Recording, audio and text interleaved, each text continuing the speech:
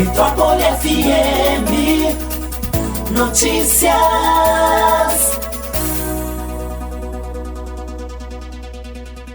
Como está sendo amplamente difundido, todos sabemos que a melhor maneira de evitar que o novo coronavírus se alastre ainda mais é ficar em casa. No caso dos idosos, um dos grupos de risco diante da pandemia, o isolamento social é ainda mais urgente. O não poder sair de casa pode prevenir que o idoso sofra com os efeitos da Covid-19, mas também pode gerar outros problemas que a falta de interação social e o contato com a família podem gerar, como a ansiedade e a depressão.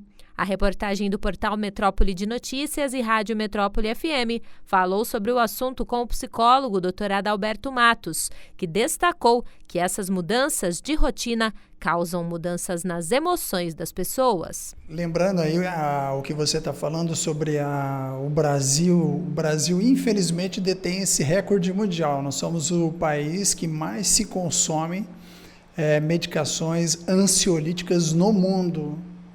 Isso não é um recorde positivo, mas é uma realidade que nós temos nesse momento também mais implicações ainda, porque essas pessoas, como você disse, saíram da sua rotina de trabalho, assim como você, assim como eu. A grande maioria teve uma grande mudança na sua rotina e toda mudança em rotina vai alterar as emoções da pessoa. Vou dar um exemplo bem prático aqui.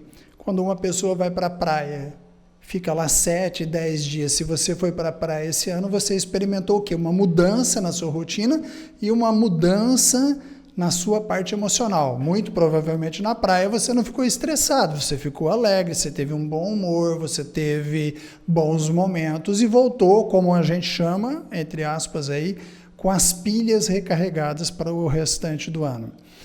Nesse quadro, é exatamente o contrário. Apesar de nós estarmos em casa, e seria mais grave se tivéssemos que fazer esse isolamento social no nosso trabalho, né? Mas apesar de estarmos em casa, nós não estamos porque escolhemos, nós não estamos porque queremos, nós estamos diante de uma situação gravíssima, não tem outra escolha, é a melhor escolha, porém, essa mudança, porque não queremos e porque também não deixa de ter consequências também emocionais, ela vai afetar os quadros de ansiedade. Não é porque você está com seu filho, com a sua esposa, não é só isso, né? Por exemplo, eu estou aqui em Oswaldo Cruz, meus pais com 75 anos de idade estão em Presidente Prudente. Claro, eu estou em contato com eles, mas a minha ansiedade naturalmente sobe, né? Sobe porque eu estou lidando com realidades pesadas, você entendeu? Então sim, nós temos que lidar com isso. Agora, nós temos saídas também para esse momento de estarmos ali dentro, nesse isolamento social, dentro de casa. Nós temos coisas que nós podemos fazer, é para isso que também a gente está aqui para conversar. Vamos puxar um pouquinho por aí também, né? E eu queria que você falasse um pouquinho também justamente sobre os idosos. Eles que normalmente são uma população ativa, verdade, né? Ainda mais nos dias de hoje, cada vez mais ativos, que participam de festas, de bailes, justamente para não ficar sozinho em casa e de repente estão sendo trancados dentro de casa. Exatamente. Eu vou dar um exemplo meu, pessoal. Sábado retrasado eu fui a Prudente para fazer compra com a minha mãe. Geralmente sou eu quem faço isso com ela. E ela estava achando que ela ia ao supermercado. Aí eu não falei nada, cheguei lá em Prudente, falei, mãe, cadê a lista? Ela já passa para mim, falei, agora a senhora senta que eu vou fazer a compra. Imagina só se ela ficou alegre, imagina que ela ficou contente, sentadinha como está o nosso amigo ali agora. Ficou uma onça comigo, brigou comigo, que eu estava acabando com a vida dela. Falei, não vai.com.br, né? Agora, eu sei que eu trouxe para ela naquele momento uma sensação de inutilidade, mas eu não posso, nem você que me ouve e que me vê aqui pelo áudio, eu não posso deixar expô-la de uma maneira que traga risco para ela, né? Então, esse idoso, essa pessoa mais de idade, mas também muito ativo, a gente tem que ter calma com eles também, porque eles vão reclamar, eles vão dizer que não é bem assim. mas não tenhamos dúvida, vai passar esse período, ninguém vai ficar 6 meses em isolamento, nós estamos falando em 15 dias, 20 dias.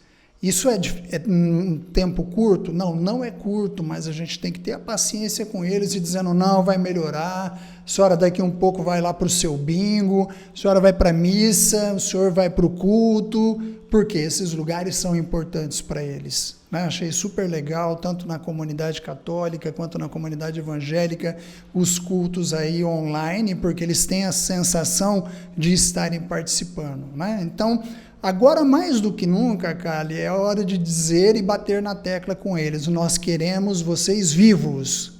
Né? Meu pai, não é que eu estou usando isso psicologicamente, mas é uma realidade dele, meu pai tem um medo de morte lascado, então eu falo para ele, meu amigo, é em casa, ele dá menos trabalho que a minha mãe, né? Eu costumo dizer lá que agora ele está me dando menos trabalho do que a minha mãe, porque ele tem um medo de morrer. Então eu falo, pai, existe o risco, você é de idade, e é real uma infecção. Os 6 casos de falecimento ontem em São Paulo, a média estava de 76 a 92 anos, como disse o Dr. Drauzio Varela, qualquer pessoa acima de 75 anos, por qualquer doença, corre risco de morte. E eles estão sendo o principal grupo de risco. Então a gente tem que usar isso com eles. Existe um risco de morte. Não vamos fazer disso um terror constante, mas olha, se não fizer os cuidados necessários, existe um risco de morte. A realidade não pode ser mascarada também para eles, mas temos que ter essa paciência de ouvir, de saber que eles vão falar um monte, mas vai ser 15 dias, no máximo 20 dias, para eles poderem enxergar que isso daí também vai passar. Doutor, e como falar com jeito? Porque a gente vê uma inversão de valores, né? Exato. Uma inversão de papéis, na verdade. Exato. São os filhos sendo pais dos pais. Exatamente. Bom, quando a maioria deles não tem limitações, por exemplo, como Alzheimer, fica mais fácil. Você tem casos mais graves, onde existem as demências, então o Alzheimer ou outros tipos de demência que não é só Alzheimer, né? A própria senilidade. Você pega, por exemplo, a avó da minha esposa, que tem 97 anos. Apesar de não ter Alzheimer, ela tem uma certa senilidade. Então, tem certas coisas que eles não vão entender. Para que passar álcool gel? Aí você tem que ir lá e passar. Fala, estende sua mão. Ela vai estender. Como ela faz?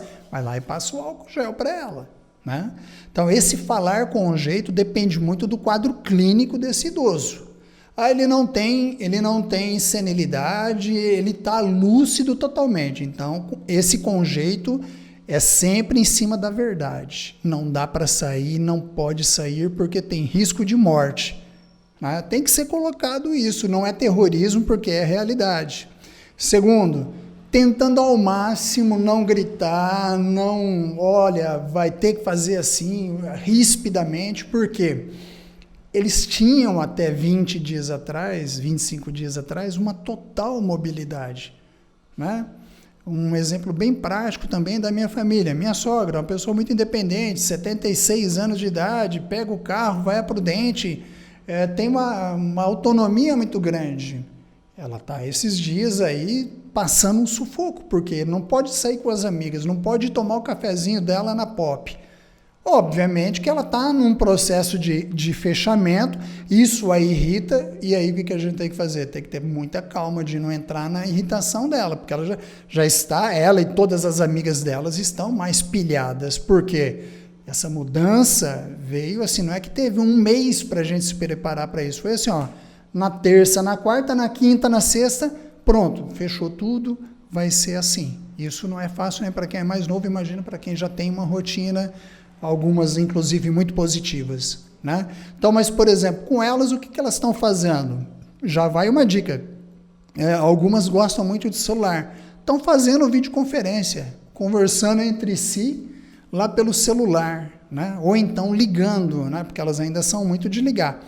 Então, esse é um lance legal, a tecnologia que a maioria, uma grande parte, não vou dizer a maioria, mas uma grande parte deles já sabe usar, também nesse momento está servindo como uma válvula de escape. Isso seria legal, como uma boa dica, incentivar Meu pai e minha mãe não mexem com essa parte de internet, mas, por exemplo, então ligar, a gente liga de manhã e à tarde, todo dia, eu e meu irmão, revezando. Como é que tá aí? Conversa, puxa outros assuntos, né? Porque lá dentro da chácara onde eles moram, eles estão sempre fazendo alguma coisa, porque lá pode.